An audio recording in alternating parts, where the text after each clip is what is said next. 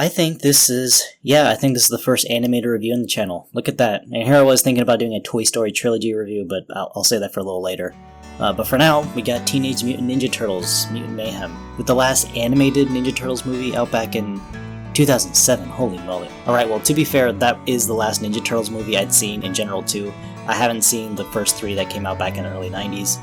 But I'll be straight with you, not the biggest Ninja Turtles fan. I liked some of the toys as a kid, was a big fan of Raph, but besides that, I didn't watch much of their television series. I know there's a few, but the only one I think that I would watch seriously from time to time was the 2007 show, which I think used to air on Toonami back then, but I'm not sure. But on the plus side, at least this will be a totally unbiased review, with the lens that this is a movie marketed mostly for kids, and that's okay. There's a bunch of doom and gloom on this channel, but I can appreciate a kid's movie, it's possible.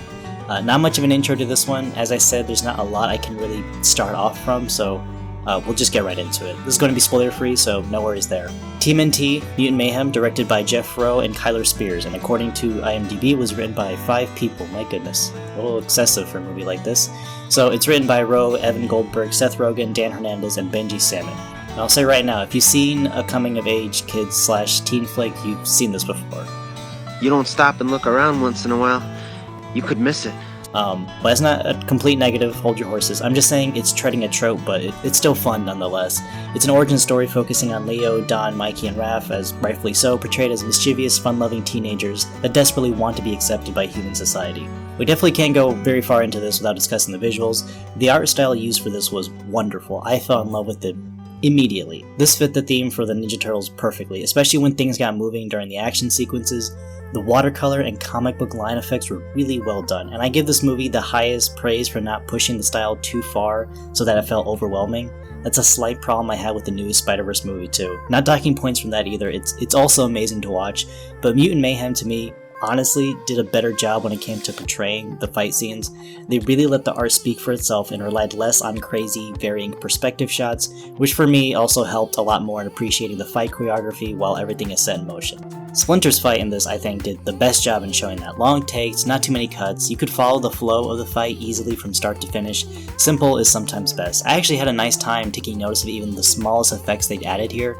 Just the reflection of light on their eyes being this scribble drawn on circle, the motion blur on impacts are followed with lines, and I think my favorite effect was during any smoke or fire scene where they used a lot of scrawling or cross-hatching. There's a scene in here where the crew goes to a drive-in theater and there's this whole optical halo illusion around the edges of the screen, and it's small, but I love stuff like that. You can definitely see the attention to detail in basically every shot.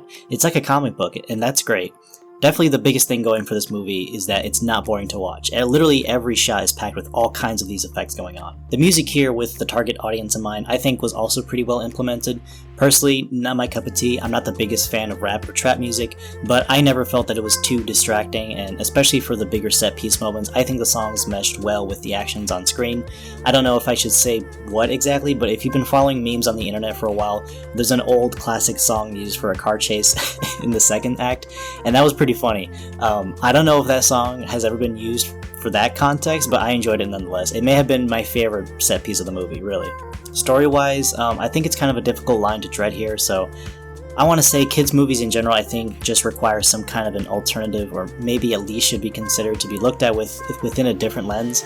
Like, I don't think it's fair to compare the story structure and characterization in this with something like a Charlie Kaufman movie or whatever. They're different fields, and even with whatever preferences you have in mind, the most fair I think you can be is recognizing that this has a specific group of people in mind. Bottom line, I'm just here to say my subjective opinions on it, take it or leave it really.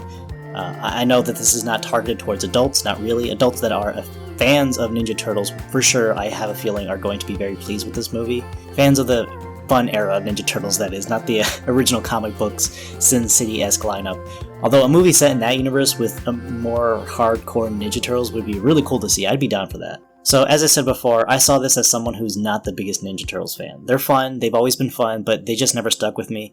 I saw this in a theater with the majority of the seats filled with family and kids. And I'll say on their end, the kids really seemed to enjoy this very much, and I'm glad they had a ball. It was a little rowdy in there sometimes, but I was smiling. I was happy for them that this wasn't something super deep or plot heavy that demands silence and your sole focus and attention the whole way through.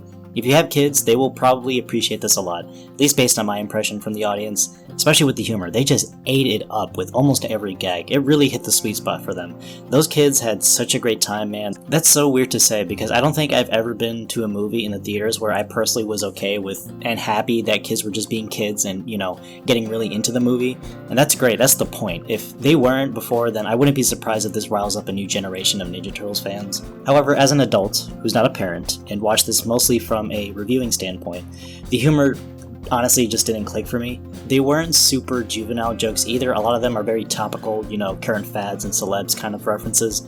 A number of Attack on Titan mentions in this, which was kind of funny, and that comes in handy at the end, surprisingly. That got a good laugh out of me, which was really random. But the turtle sense of humor is not my kind of humor. I'm not taking points away for that. That's just my subjective taste. That humor is not my preference. That's all it is.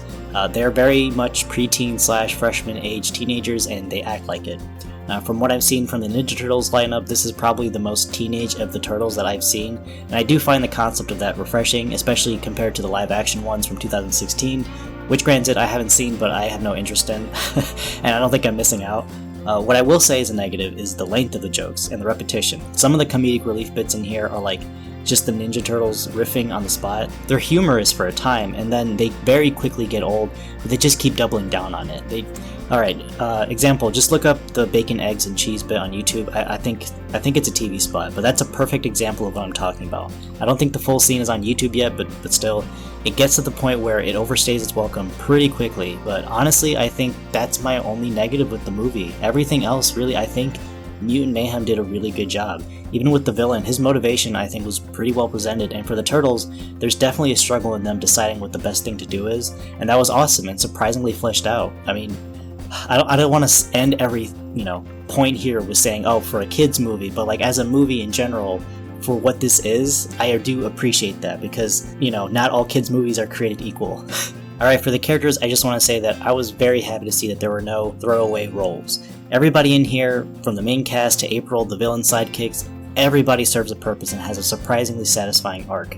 Everybody learns a lesson and changes for the better by the time the end credits roll. For sure, this is the Turtle story. I mean, it's an origin story, which is fine, but collectively, I was glad there wasn't just characters that only served to be comedic relief or gag bits, Korg from the Thor movies or like Katie from Shang-Chi are examples of what I'm talking about.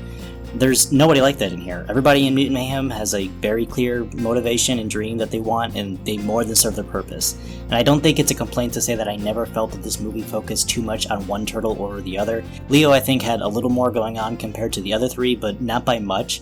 They all get their moments to shine and contribute to the plot. It was very well balanced. If I had to choose, I've always leaned more towards Raphael as a kid, because, he's edgy, dark, Batman-like, But I really like Donatello in this one. He's just a big weeb and a nerd, and I love that. Mikey wasn't unbearable, he's just a fun guy, and he never felt overbearing.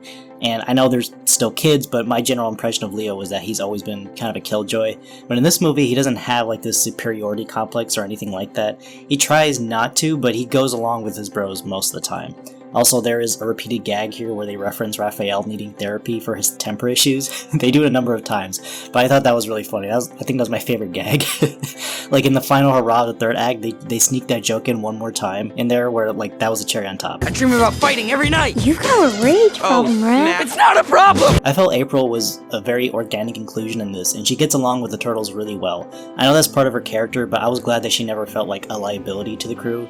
And I know I haven't seen or read much of the Turtles lore, but just from my experience, I think this is my favorite portrayal of April O'Neil. I enjoyed her character in the arc. I have no complaints. Splinter, though, is not bad, just very different, which I did not know about going into this. I think most people's impression of Master Splinter is this old, wise martial arts master, but he's not like that in Mutant Mayhem, which I think people may feel divisive about that.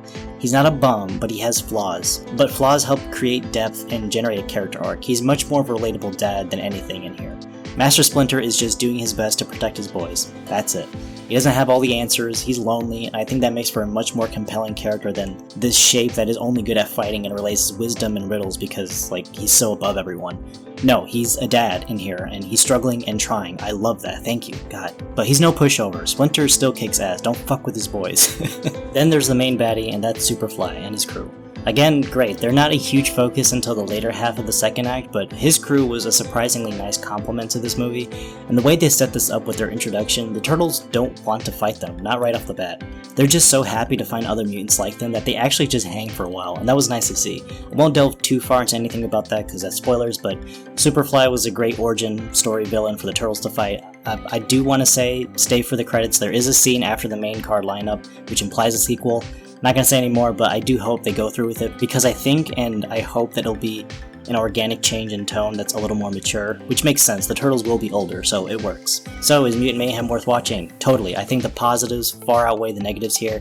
Even if the humor wasn't for me, I had a really nice time just watching this regardless. If you have kids, then I'm definitely recommending it. It's not an insufferable movie to watch in theaters, but god, my heart goes out to those parents that had to go see the Paw Patrol movie. Best of luck to you guys. But until then, catch this in theaters if you can. It's a really fun time, there's a lot more going on than dumb antics, the characters are great and fleshed out and set up in a really satisfying way for an origin movie. I'm glad I decided to go out and see this. I'm not doing ratings here yet, but I do have a Letterboxd account in my name, so if you absolutely have to have a definitive stamp on how it ranks, go and check that out. Socials below, thank you guys once again. This was a nice, snug little video I wanted to squeeze in. I'm pushing for 2 uploads a week, hopefully. I can have a more dedicated schedule on that. Something like this is a little more dependable on measuring the time, but for the longer stuff, honestly, it just seems to vary. Thank you guys for watching, take care, bye.